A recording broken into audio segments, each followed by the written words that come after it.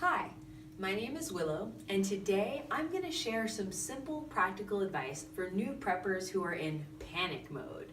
So, you may have realized that the world is really fucked, and as a result, you are really fucked if you don't get ready for the inevitable shitstorm headed your way. Maybe not today, and maybe not tomorrow, but if you can do a little bit of math, you know that the US dollar is going to collapse and probably take down a huge chunk, if not all of the world economy when it does. The Great Depression will look like a splash when the tsunami of financial reckoning finally arrives. On top of that, there are lots of potential disasters that could cripple your systems of support and leave you up a creek, not just without a paddle, but naked with no boat. Oh my gosh, the world is ending. What the heck should you do? Panic? No! Panicking leads to making poor decisions like rushing out and spending lots of money on MREs, beans and rice, guns, generators, and all sorts of stuff with no strategy at all. Panicking doesn't serve you in your situation. You must be calm and centered to be able to make wise decisions about how to survive what's coming your way.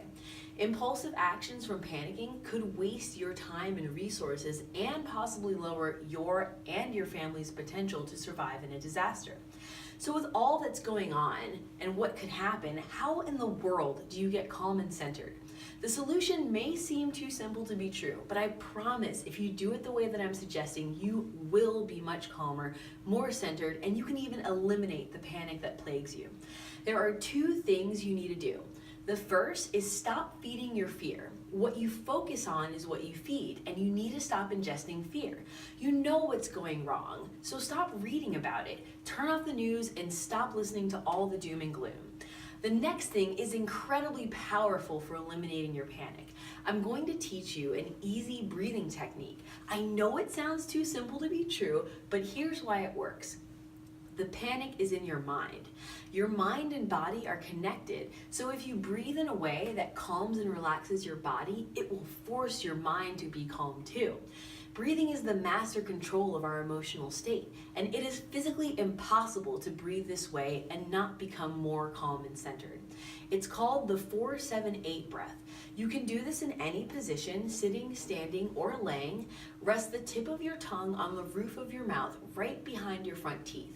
You start with an exhale, then inhale for a count of 4, hold your breath for a count of 7, and then audibly exhale through your mouth for a count of 8. Practice this breath at least twice a day, morning and evening, and as needed throughout the day when you feel your panic level rising or if you're feeling general stress. I recommend only doing 4 breath cycles at a time for the first month or so, and work your way up to 8 cycles at a time. This breathing practice is very powerful, so I don't advise doing more than 8 cycles maximum without some regular breathing in between. I'm going to demonstrate it for you. I'd love for you to join me. It looks like this.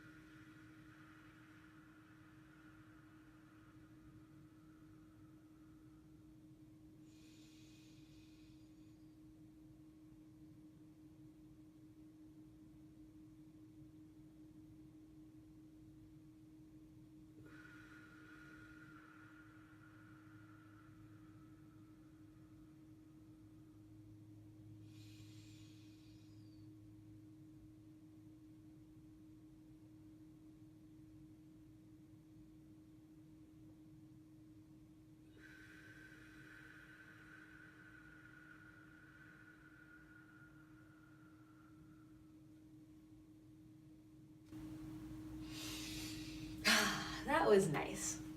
So what if you could be completely level-headed and take strategic action during a disaster instead of panicking and making impulsive decisions? What if you could also do this in your everyday life, especially during smaller perceived disasters that raise your stress? How much more freedom and energy would you have if you weren't drained by fear and feeling compelled to take any action crossing your path to prepare for what's coming? I've been right where you are, in a panic, when I first woke up to the reality of the Matrix. And I know it's a miserable place to be, but there is a way to prepare for scary things while not drowning in fear. This is the first step. Thank you for joining me. I hope this video was helpful for you. Please click like, but only if you actually like the video, and leave comments if you have any questions, comments, concerns, etc. I'll be making more videos, so if you want to hear more, don't forget to subscribe. Thanks again for joining me. Bye-bye.